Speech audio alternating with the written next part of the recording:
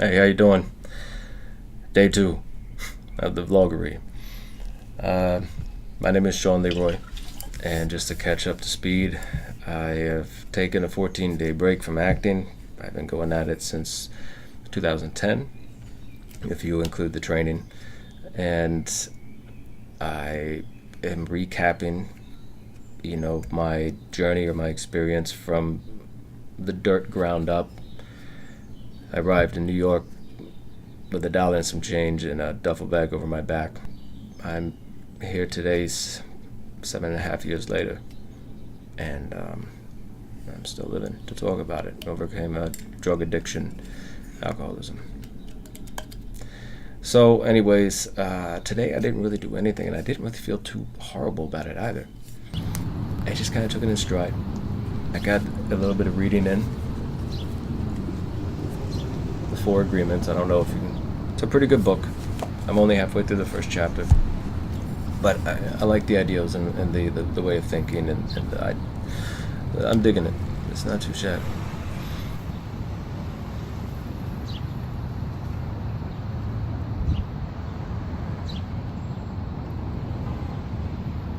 Yeah, I cooked some marinated chicken I had ready to go. Made some rice. I gotta make some peas next.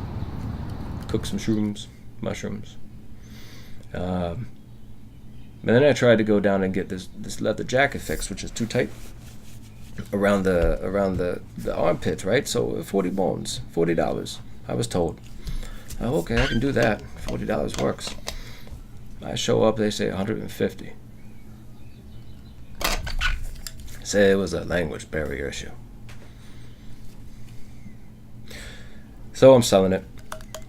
And I'm selling it. It costs 160. That was what it. I'm not. No, fuck that.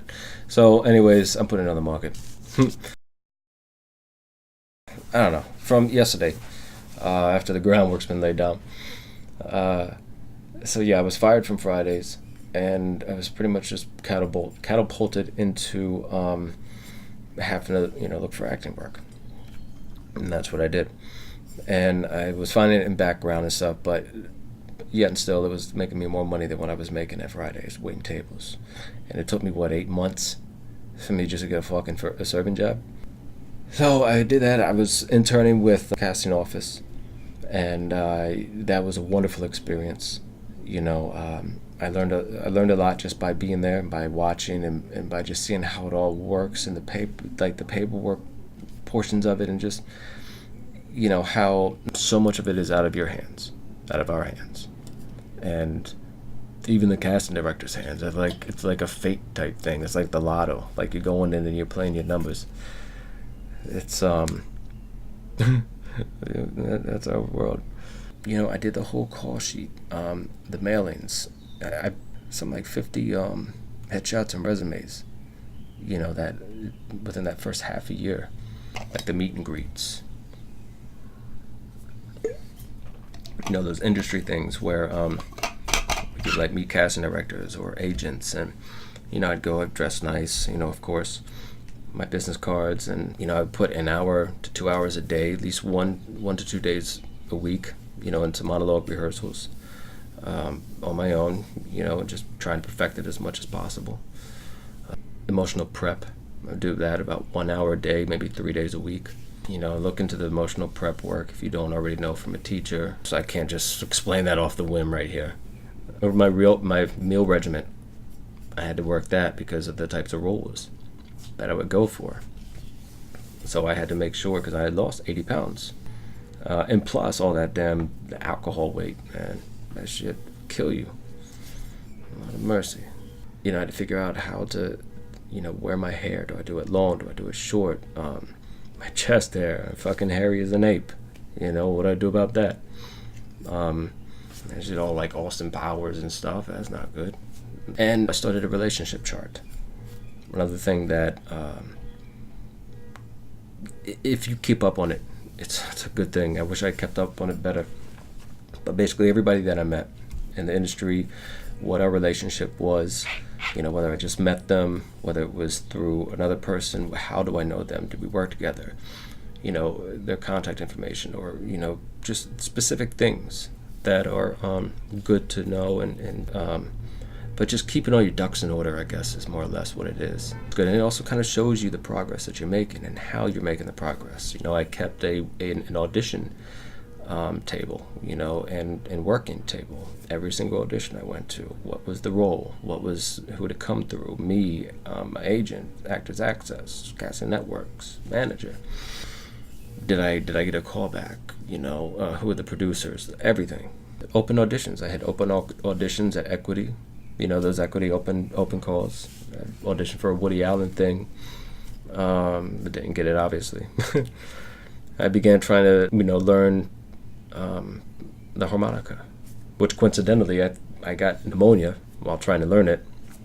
But that silver lining, the Lord works in funny ass ways, and especially since the harmonica was silver and silver lining. I got massively sick for 3 months. I got a cold, had the flu, ear infection, pneumonia, 2 more ear infections. I was out for 3 months. I almost didn't graduate my acting thing because of it. Because I was in bed for a week, and they wanted to not pass me.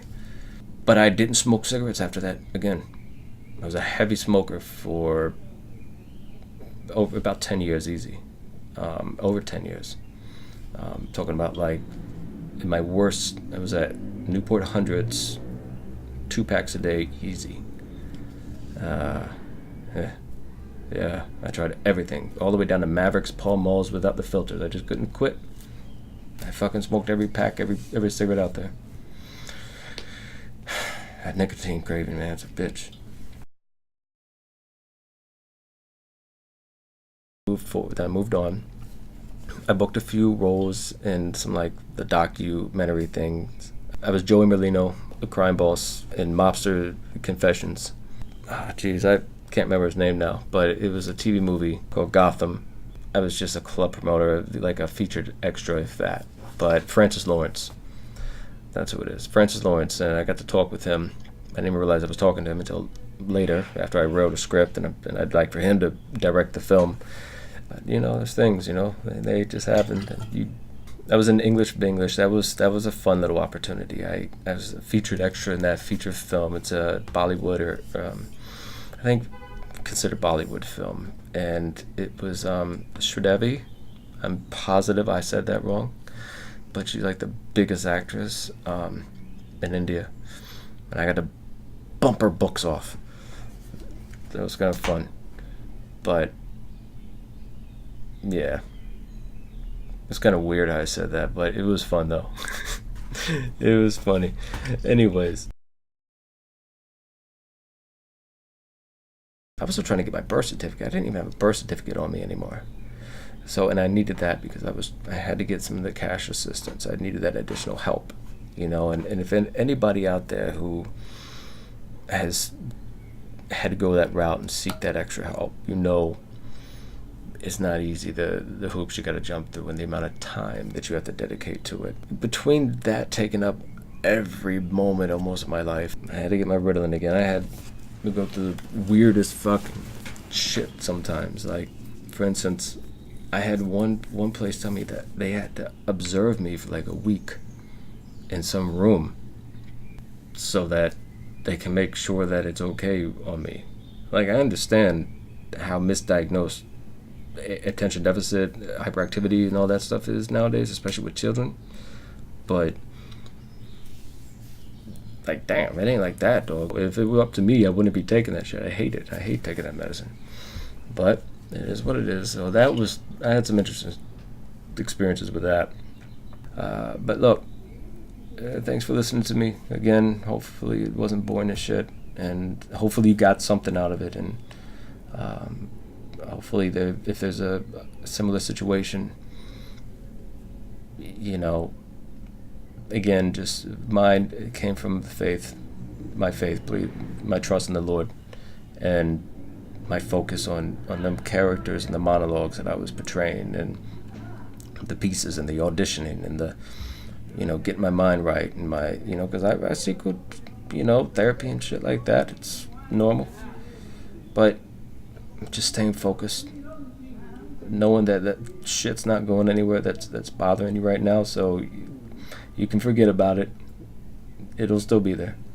Don't forget about it. But I mean, don't let it drag you down. And work it simultaneously while you're doing something that you love and working toward a goal, because otherwise you're just sitting there going in circles.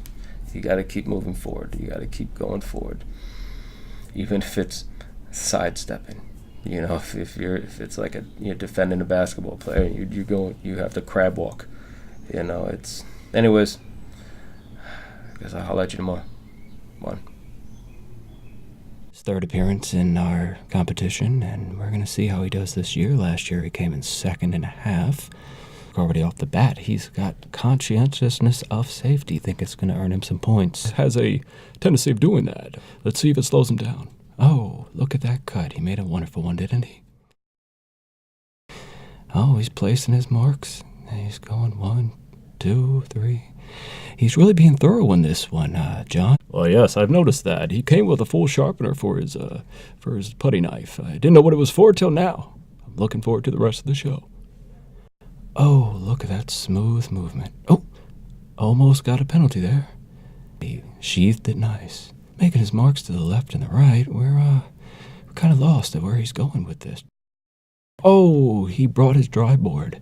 Yes, John, he's always got something flaring out there, and that he's bringing something new all the time. See, there's extra measurements here involved for his dartboard because of how he has to hang his from the door.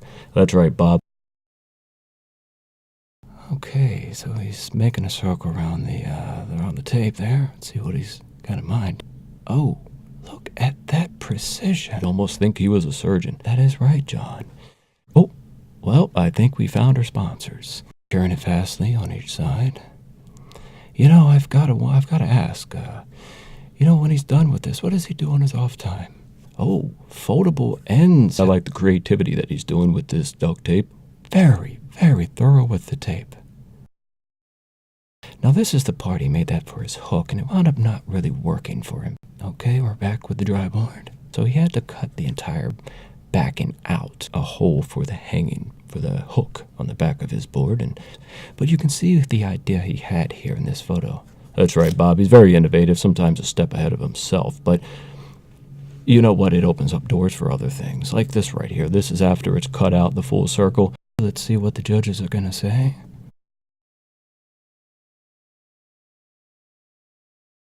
It's kind of fast on the transitions there. Let's see if it hurts him in his final scores. Isn't that wonderful? He should get some extra points on that one, I believe. Okay. See what the tip gets him. Well, folks, this is all we have for today, and we thank you for joining us on DIYDSWL. Do it your damn self with LeeRoy.